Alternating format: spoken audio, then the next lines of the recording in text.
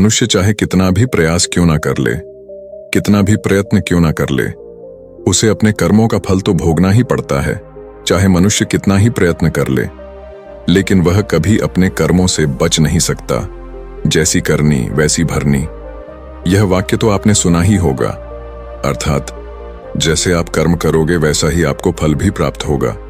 लेकिन मेरा एक प्रश्न है, क्या आप इस बात पर यकीन करते हैं कि जैसा आप कर्म करेंगे वैसा ही आपको फल भी मिलेगा? अब आप में से अधिकतर लोगों के मन में यह प्रश्न जरूर उठ रहा होगा, क्योंकि इसमें पूछने वाली बात क्या है? ये तो सत्य ही है कि जैसे हम कर्म करेंगे वैसा ही हमें फल भी मिलेगा। लेकिन एक बार के लिए आंखें बंद करके अपने आप से यह प्रश्न कीजिए, देखिएगा कि आपको इस प्रश्न का उत्तर स्पष्टता से नहीं मिल पाएगा। कहीं ना कहीं आपके मन में एक संशय जरूर होगा कि क्या यह बात सच है या झूठ।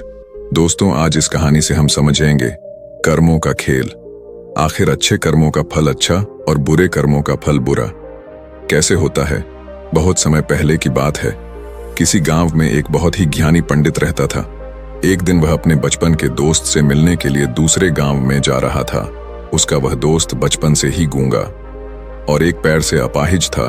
उस पंडित के गांव से उसके दोस्त का घर काफी दूर था। वहां जाने के लिए बीच बीच में कई सारे छोटे छोटे गांव पड़ते थे। पंडित रास्ते में अपनी धुन में चला जा रहा था। चलते चलते उसकी मुलाकात एक व्यक्ति से होती है। रास्ते में उसे एक आदमी मिलता है जो ऐसा लगता था कि वह किसी का इंतजार कर रहा था और वह भी पंडित के साथ चलने लगता है। उस आदमी को देखकर पंडित बहुत खुश हो जाता है। उसने सोचा, चलो अच्छा हुआ, साथ साथ चलने से उसका सफर आसानी से कट जाएगा। बात की शुरुआत करने के लिए उस पंडित ने उस व्यक्ति से उसका नाम पूछा तो उसने अपना नाम धर्मराज बताया। पंडित को यह नाम कुछ अजीब सा लगता है, लेकिन उसने नाम के विषय में कुछ और पूछना उचित नहीं समझा। दोनों धीरे धीरे साथ में चल रहे थे।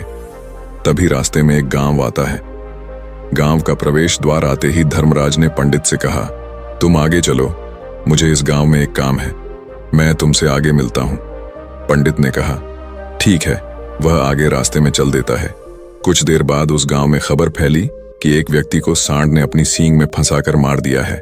जैसे ही सांड ने उस व्यक्ति को मारा, ठीक कुछ ही देर में धर्मराज पंडित के पास आ गया और फिर दोनों चलना शुरू कर देते हैं और चलते चलते एक दूसरे गांव के द्वार पर पहुंच जाते हैं। उस गांव के बाहर एक बड़ा और विशाल मंदिर बना हुआ था। वहां पर आराम करने की सुविधा काफी बढ़िया लग रही थी। पंडित के दोस्त का घर अभी वहां से बहुत दूर था और रात भी होने वाली थी। तो पंडित ने धर्मराज से कहा, रात होने वाली है, पूरे दिन चलते चलते थक भी चुके हैं और भूख भी लग रही है, तो यहाँ पर भोजन करके यहीं पर हम विश्राम कर लेते हैं, फिर सुबह के समय आराम से आगे की यात्रा जारी करेंगे। धर्मराज ने कहा, ठीक है, मुझे इस गांव में किसी को कुछ जरूरी सामान देने जाना है, तुम भोजन करके आराम करो, मैं बाद में आकर भोजन कर लूंगा।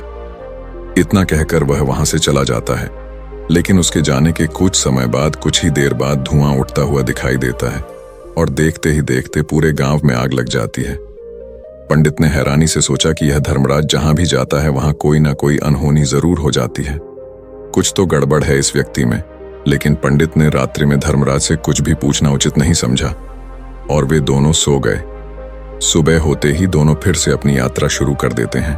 कुछ देर चलने के बाद रास्ते में फिर से एक गांव आता है। धर्मराज ने फिर पंडित से कहा, आप आगे चलिए, मुझे इस गांव में अपने मित्र से मिलने जाना है, मैं अपने दोस्त से मिलने के बाद आगे रास्ते में मिलूंगा। यह कहकर धर्मराज वहां से चला गया। लेकिन पंडित इस बार आगे नहीं गया। वहीं खड़ा होकर धर्मराज को देखता रहा कि वह कहां जा रहा है और क्या करता है। तभी थोड़ी देर बाद लोगों की आवाज सुनाई देने लगी कि एक व्यक्ति को सांप ने काट लिया है और उसकी मृत्यु हो गई है। ठीक उसी समय धर्मराज फिर पंडित के पास पहुंच गया। लेकिन इस बार पंडित से रहा नहीं गया और उसने धर्मराज से पूछ ही लिया कि तुम जिस भी गांव में जाते हो वहां कोई ना कोई अनहोनी जरूर हो जाती है, क्या तुम मुझे बता सकते हो यह ऐसा क्यों हो रहा है? धर्मराज ने कहा, पंडित जी, आप तो मुझे बहुत ज्ञानी मालूम पड़े थे, इसीलिए मैं आपके साथ चलने लगा था, क्योंकि ज्ञानियों का साथ बहुत अच्छा होता है, परंतु आप अभी तक समझ नहीं पाए कि मैं कौन हूं। पंडित ने कहा, मैं समझ गया हूं, लेकिन मुझे कुछ शंका है। अगर आप ही अपना उपयुक्त परिचय दे दें तो मेरे लिए आसानी होगी। तब धर्मराज ने जवाब दिया कि मैं यमदूत हूं और यमराज की आज्ञा से उन लोगों के प्राण हरण करता हूं जिनकी उम्र पूरी हो चुकी है। हालांकि पंडित को पहले से ही इस बात की आशंका थी, फिर भी धर्मराज के मुंह से यह बातें सुनकर वह घबरा गया। लेकिन वह हिम्मत करके पूछता है कि अगर तुम सच में यमदूत हो तो मुझे बताओ, अगली मृत्यु किसकी है? धर्मराज ने जवाब दिया, अगली मृत्यु तुम्हारे उसी मित्र की है जिससे तुम मिलने जा रहे हो, और उसकी मृत्यु का कारण भी तुम ही बनोगे। ये बात सुनकर पंडित सहम गया और सोच में पड़ गया कि अगर सच में यह धर्मराज यमदूत हुआ तो उसकी बात भी सच होगी और उसके कारण मेरे बचपन के सबसे अच्छे मित्र की मृत्यु हो जाएगी। तो सबसे अच्छा तो यही होगा कि मैं अपने मित्र से मिलने ही ना जाऊं, कम से कम मैं उसकी मृत्यु का कारण तो नहीं बनूंगा। धर्मराज ने मुस्कुराते हुए कहा, तुम जो सोच रहे हो वो सब मुझे पता है, मगर तुम्हारे अपने मित्र से मिलने ना जाने से नियति नहीं बदल जाएगी। तुम्हारे मित्र की मृत्यु तो निश्चित है और वह अगले कुछ ही पलों में घटित होने वाली है। महाकाल के मुंह से ऐसी बातें सुनकर पंडित को झटका लगा, क्योंकि महाकाल ने पंडित के मन की बातें पढ़ ली थीं, जो कि एक सामान्य व्यक्ति के लिए संभव नहीं है। अब पंडित को विश्वास हो गया कि यह धर्मराज सचमुच में यमदूत ही है। जब पंडित को यह पूर्ण विश्वास हो गया कि धर्मराज जी यमदूत हैं तो वह घबरा गया। वह अपने मित्र की मृत्यु का कारण नहीं बनना चाहता था, इसलिए वह पलटकर अपने गांव की तरफ वापस जाने लगा। लेकिन जैसे ही पंडित वापस जाने के लिए मुड़ा, उसने देखा कि उसका मित्र तेजी से उसकी तरफ चला आ रहा है, जो कि पंडित को देखकर अत्यंत प्रसन्न दिखाई पड़ रहा था। अपने मित्र के आने की गति को देखकर पंडित को ऐसा लगा कि जैसे उसका मित्र काफी देर से उसका ही पीछा कर रहा है, लेकिन वह बचपन से ही गूंगा था और एक पैर से लंगड़ा भी था। इसीलिए ना तो वह पंडित को आवाज देकर रोक पाया था और ना ही उस तक पहुंच पा रहा था। लेकिन जैसे ही वह पंडित के पास पहुंचा, अचानक ही जमीन पर गिर पड़ी और तुरंत ही उसकी मृत्यु हो गई। पंडित हक्का बक्का होकर धर्मराज की ओर देखने लगा, जैसे कि वह पूछना चाह रहा हो कि आखिर क्या हुआ। धर्मराज पंडित के मन में उठ रहे प्रश्नों को समझ गया और बोला, तुम्हारे मित्र ने पिछले गांव में ही तुम्हें देख लिया था और वे वहीं से ही तुम्हारा पीछा कर रहा था, लेकिन गूंगा और लंगड़ा होने की वजह से वह तुम तक नहीं पहुंच पाया।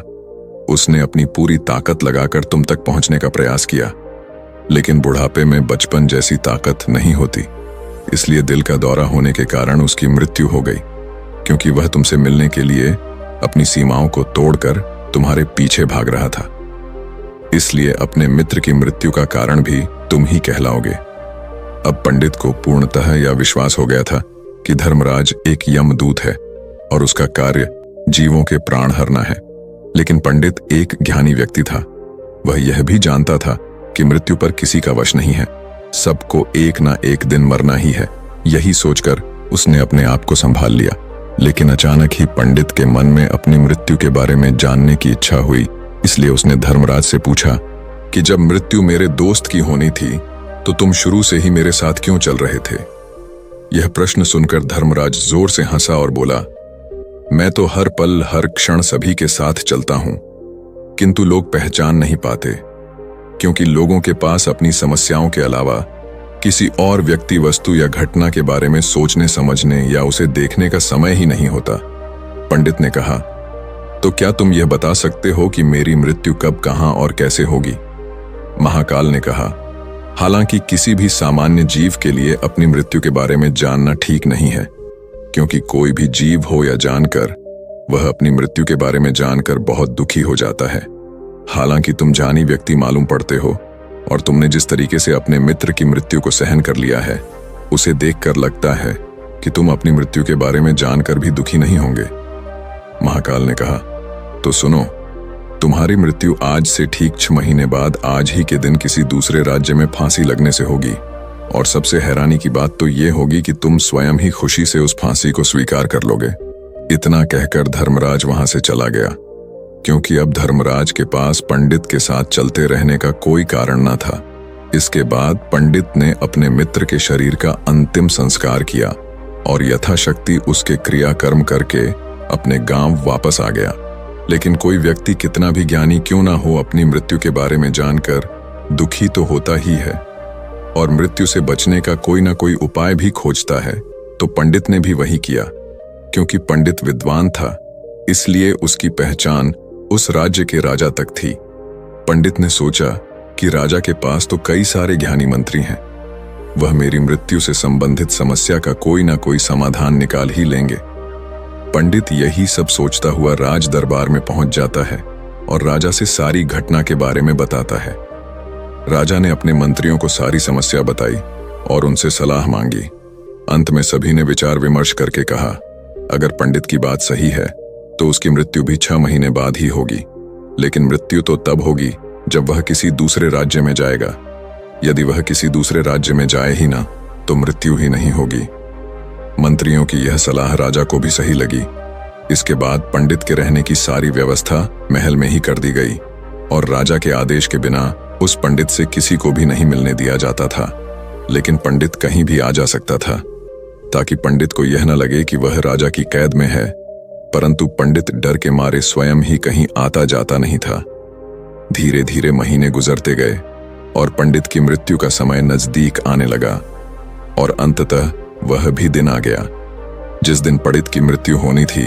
तो जिस दिन पंडित की मृत्यु होनी थी उसकी एक रात पहले पंडित डर के मारे जल्दी ही सो गया, ताकि जल्दी से वह रात बीत जाए और अगला दिन आ जाए, ताकि उसकी मृत्यु टल सके। यही सोचकर वह जल्दी सो जाता है।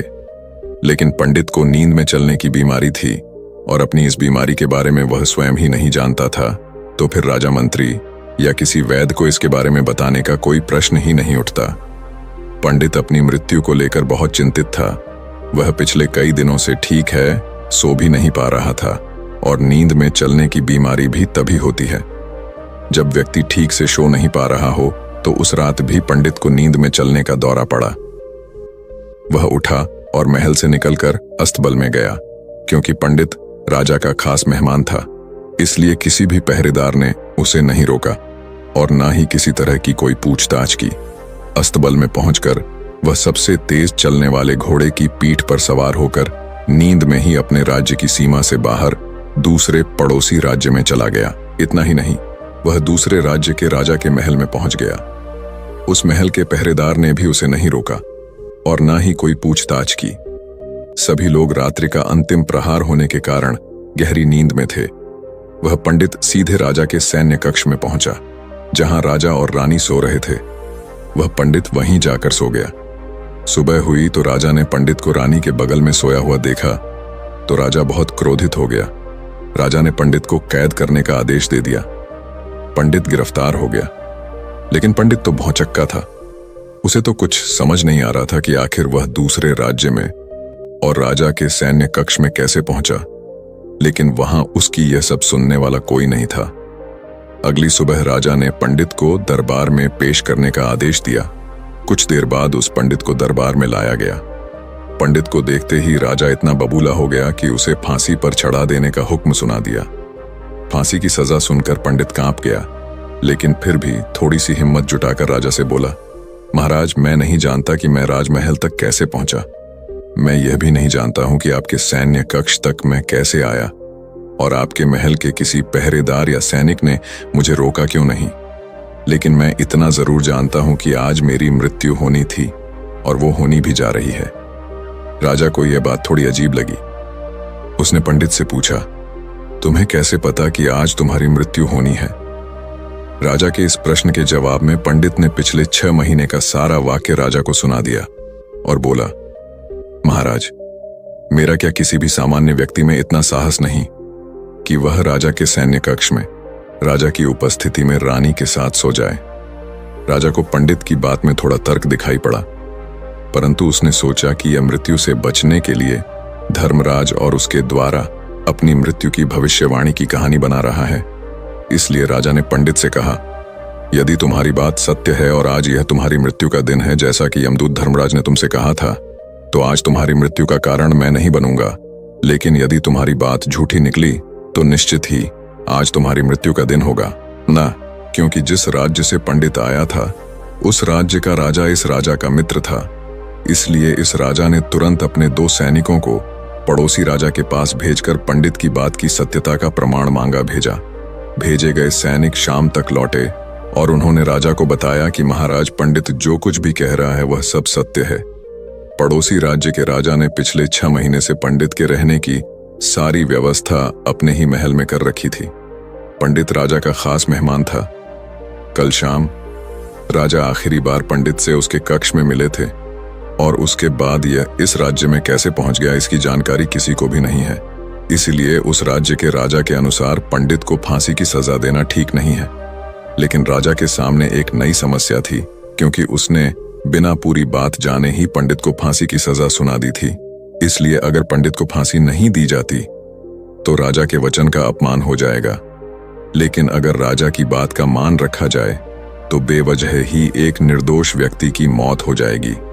राजा ने अपने सभी मंत्रियों से इस बारे में सुझाव मांगा तो मंत्रियों ने राजा को सुझाव दिया कि महाराज, पंडित को एक कच्चे सूत के धागे से फांसी लगवा दी जाए। इससे आपके कथन का भी मान रह जाएगा और कच्चे सूत के धागे से पंडित को फांसी भी नहीं लगेगी और उसके प्राण भी बच जाएंगे। राजा को मंत्रियों का यह सुझाव पसंद आया और उसने ऐसा ही करने का आदेश दे दिया। पंडित के लिए कच्चे सूत के धागे से फांसी का फंदा बनाया गया और नियम के अनुसार पंडित को फांसी पर चढ़ाया जाने लगा। सभी लोग बहुत खुश थे कि ना तो पंडित मरेगा और ना ही राजा का वचन खाली जाएगा। पंडित को भी पूर्ण विश्वास था ये सूद के धागे से तो उसकी मृत्यु हो ही नहीं सकती।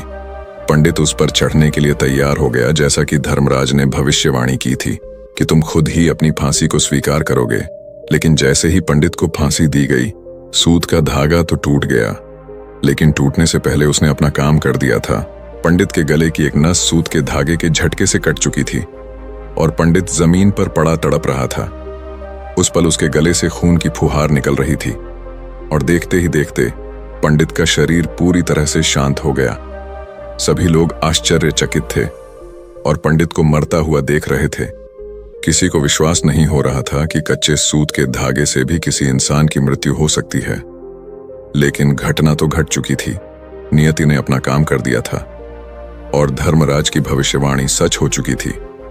दोस्तों, श्रीमद् भागवत गीता में भगवान श्री कृष्ण ने कहा है, जो होना होता है वह होकर ही रहता है।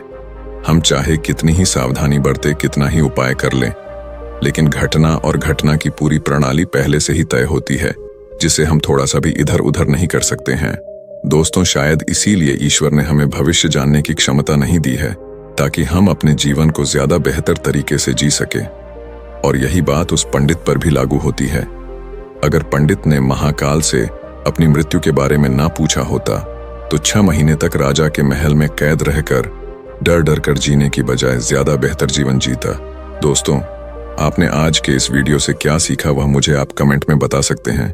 इसी के साथ में उम्मीद है कि आपको आज की वीडियो पसंद आई होगी, तो इस वीडियो को उस इंसान को शेयर करें जिससे यह कहानी सुनने की जरूरत है।